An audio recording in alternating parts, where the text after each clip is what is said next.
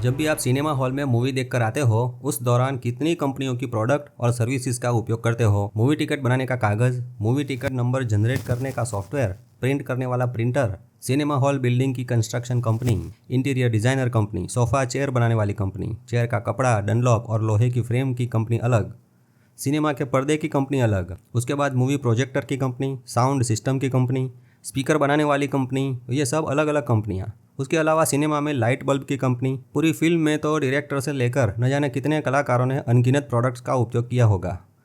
आप डायरेक्ट या इनडायरेक्ट कितनी कंपनियों की प्रोडक्ट या सर्विसेज के संपर्क में आते हैं, सोचा है कभी? यही बात क्रिप्टो विश्व की है।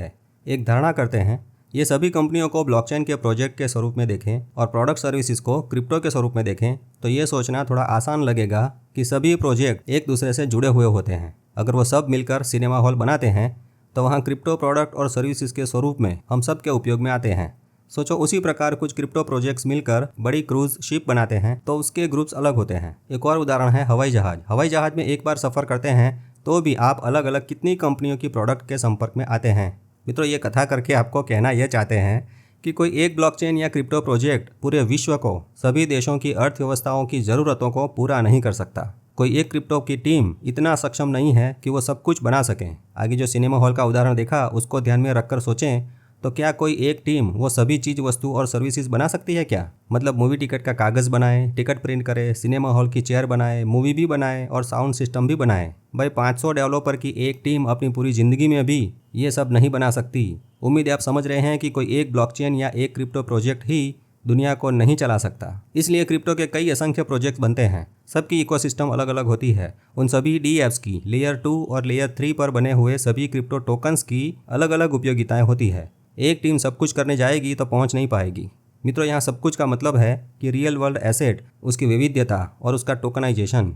लेकिन शुरुआत तो करनी ही पड़ेगी, क्योंकि डॉलर, युआन, रुपये जैसी फिएट करेंसी और ट्रेडिशनल फाइनेंस सिस्टम जो है वो अब समय के साथ बदलती टेक्नोलॉजी के साथ चल नहीं सकता। पुराना फाइनेंस सिस्टम अब धीरे धीरे बूढ़ा होने जा रहा है। आज की फाइनेंस सिस्टम ब्लॉकचेन तकनीक के मुकाबले दौड़ नहीं सकती। सरकारों को ये बात समझ में आ चुकी है। इसलिए क्रिप्टो और स्टेबल कॉइन का दिल से स्वागत करते हुए उस पर नई नीतियां बनाने का प्रयोजन शुरू हो चुका है। शुरुआत अमेरिका कर रहा है, लेकिन उसके पीछे भारत भी क्रिप्टो के कानून बनाने की दिशा में आगे बढ़ेगा। ये संभावना प्रबल है। अमेरिका के व्हाइट हाउस का प्लान समझें तो व्हाइट हाउस के क्रिप्टो चीफ मिस्टर डेविड जी ने कहा है कि जुलाई 2025 का यह महीना एक स्पेशल महीना होगा जिसमें बहुत कुछ बड़ा होने वाला है, क्योंकि इस जुलाई महीने के दौरान जीनियस एक्ट, जो स्टेबल कॉइन के लिए कानून है, उस बिल पर हस्ताक्षर होंगे। साथ में क्लैरिटी बिल भी वहां संसद में जाएगा। इसका फोकस यूएसडीटी और यूएसडीसी जैसे स्टेबल कॉइन पर होगा, जो डॉलर से जुड़े हुए क्रिप्टो हैं। एक और खबर भी मस्त आई है। अमेरिका में होम लोन के साथ क्रिप्टो का कनेक्शन होने की शुरुआत हो चुकी है। ये जो डॉक्यूमेंट है वो अमेरिका की सरकार की फेडरल हाउसिंग फाइनेंस एजेंसी का एक ऑर्डर है।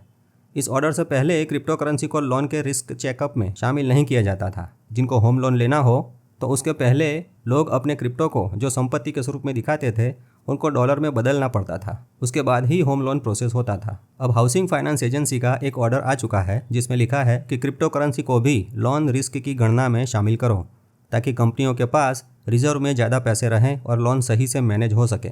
इस ऑर्डर में 2 कंपनियों को एक प्लान बनाने को कहा है जिसमें क्रिप्टो करेंसी को रिजर्व में शामिल करने का तरीका बताया जाए। ऑर्डर दिया है तो ये 2 सरकारी कंपनियां काम भी करेगी। इस नए ऑर्डर से सिर्फ इतना बदलाव होगा कि क्रिप्टो को रिजर्व में इंक्लूड करने का, यानी बचत में शामिल करने का ऑप्शन आएगा। लेकिन घर खरीदने के लिए लोग सीधे क्रिप्टो से पेमेंट अभी भी नहीं कर सकते, मुमकिन नहीं है। होम लोन लेने वाले क्रिप्टो होल्डर को पहले अपने क्रिप्टो को डॉलर में कन्वर्ट करना होगा और लोन के लिए इसे रेगुलेटेड तरीके से इस्तेमाल करना होगा। अगर कोई क्रिप्टो होल्डर क्रिप्टो से ही सीधे घर खरीदना चाहता है तो उसे इंतजार करना पड़ेगा जब तक कि सिस्टम में बड़े बदलाव ना हो। भाई, फ्यूचर में ये भी होगा। आज अमेरिका के प्रेसिडेंट साहब ट्रम्प जी ने तो वहाँ सरकारी ऑफिसर्स को कह दिया है, क्रिप्टो के कानून की फाइल मुझे मेरे टेबल पर चाहिए, जल्दी करो। तो इधर भारत भी क्रिप्टो की नीतियां बनाने के लिए कदम बढ़ाने की शुरुआत कर रहा है। जुलाई 2025 में भारत अपना क्रिप्टो डिस्कशन पेपर रिलीज करेगा। ये फाइनल नियम नहीं होंगे। क्रिप्टो के कुछ शुरुआती कंसेप्ट पर मात्र एक ड्राफ्ट हो सकता है। इसे इकोनॉमिक अफेयर्स डिपार्टमेंट की टीम तैयार कर रही है। सबसे पहले पहला ड्राफ्ट बनकर इस जुलाई में आ सकता है। उसके बाद जनता से सलाह मशवरा करके आगे दूसरा और तीसरा वर्जन रिलीज होगा। कितना टाइम लगेगा उसकी कोई फिक्स डेट नहीं है, लेकिन सोच सकते हैं कि यह अमेरिका के हालिया स्टेबल कॉइन कानून से प्रेरित हो सकता है। क्रिप्टो मार्केट की बात करें तो चाहे बाजार तेजी में हो या मंदी में, अगर क्रिप्टो के लेन देन की मात्रा कम है तो बाजार भरोसेमंद नहीं होता, इसलिए वॉल्यूम देखना चाहिए। जिस क्रिप्टो कॉइन में ज़्यादा ट्रेडिंग होती है उस पर नज़र रखें, वॉल्यूम ही असली ताकत दिखाता है। पाई नेटवर्क की बात करें तो पाई की टीम को अभी भी बहुत कुछ बनाना बाकी है। वीडियो में आगे कहा उस प्रकार सभी चीज़ों के डेवलपमेंट में टाइम लग सकता है। अभी मास्टर कार्ड और चैनलिंक दोनों मिलकर क्रिप्टो और फिएट करेंसियों के बीच नई व्यवस्था बना रहे हैं। ये सिर्फ फिएट से क्रिप्टो खरीदने तक सीमित नहीं रहेगा, बल्कि क्रिप्टो टू क्रिप्टो जैसे कि पाई नेटवर्क को दूसरे क्रिप्टो में और करेंसी में बदलकर ऑन चेन ट्रांजैक्शन की सुविधा भी देगा। इसका मतलब है कि पाई को बिना कोई करेंसी में बदलें सीधा उपयोग कर सकेंगे। ये नई व्यवस्था पाई को वैश्विक कॉमर्स में शामिल करेगी। जो लोग पाई से जुड़े हुए हैं वो जानते हैं कि पाई की टीम ने बहुत कुछ एक जगह पर ही बनाया है। मतलब पाई क्रिप्टो की माइनिंग, खुद की KYC सिस्टम, पाई के उपयोग के लिए वॉलेट, पाई का अपना ब्राउज़र, अपनी SDK, पाई का नोड, पाई ओपन सोर्स लाइसेंस वगैरह सब एक ही प्रोजेक्ट में। फिर भी कह सकते हैं कि पाई अभी भी शुरुआती स्टेज में है, इसका टाइम नहीं आया। अगर ये स्टेबल कॉइन कानूनों जैसे कि जीनियस एक्ट और क्लैरिटी एक्ट के साथ भारत के डिस्कशन पेपर में भी जगह बनाता है तो इसका भविष्य और भी मजबूत होगा। बस धैर्य रखो, क्योंकि ये यात्रा अभी शुरू हुई है और वक्त के साथ पाई की ताकत दुनिया को दिखेगी। जो भी हो, अभी तो सबको 28 जून का इंतजार है। पाई टुडे पर पाई नेटवर्क में क्या होगा वही विचार मन में घूम रहा है। एक तरफ पायोनियर्स ने अपने पसंदीदा .पाई डोमेन लेने के लिए पाई की जो बोली लगाई है उसकी आखिरी तारीख 28 जून है, और दूसरी तरफ पाई का जनरेटिव AI के साथ कैसे कोलैबोरेशन होगा वो भी देखना है। डोमेन की बात करें तो भाई सबको अपने पसंदीदा डोमेन नेम मिल जाए और भविष्य में उसका फ़ायदा पायोनियर्स को मिल सके, ऐसी शुभकामनाएं। भारत में पाई के पायोनियर्स जो GCV में मानने वाले हैं और GCV कीमत को प्रमोट करके अपनाना चाहते हैं, वो सब 28 जून को राजस्थान के जयपुर में एक गेट टुगेदर सम्मेलन करने जा रहे हैं, जिसके वीडियोस यूट्यूब पर 1-2 दिन में देखने को मिलेंगे। तो हे मेरे प्रिय भारतवासियों और फॉरेनर दोस्तों, क्रिप्टो एक अलग प्रकार की मुद्रा ही है। फ़र्क है उसके भंडारण का, टेक्नोलॉजी का। समय के साथ बदलती टेक्नोलॉजी से मुद्रा, यूँ कहो रुपया, अपना स्वरूप बदल रहा है। सरकार भी इस बात को समझ गई है। देखिए, जो लोग महंगे बिटकॉइन और इथेरियम जैसे क्रिप्टो खरीद नहीं सकते तो क्या हुआ, पाई तो है, अभी भी मोबाइल पर फ्री में बना सकते हैं। मोबाइल पर फ्री में माइनिंग होने वाले पाई नाम के क्रिप्टो की ऐप इंस्टॉल करके माइनिंग शुरू कर सकते हैं। कीमत देखकर निराश होंगे तो कुछ नहीं कर सकेंगे। सोचिए, शुरुआत में बिटकॉइन का माइनिंग करने के लिए कितना भारी इन्वेस्टमेंट करना पड़ता था। पावरफुल ग्राफिक्स कार्ड वाले महंगे कंप्यूटर्स और ऊपर से बिजली का बिल।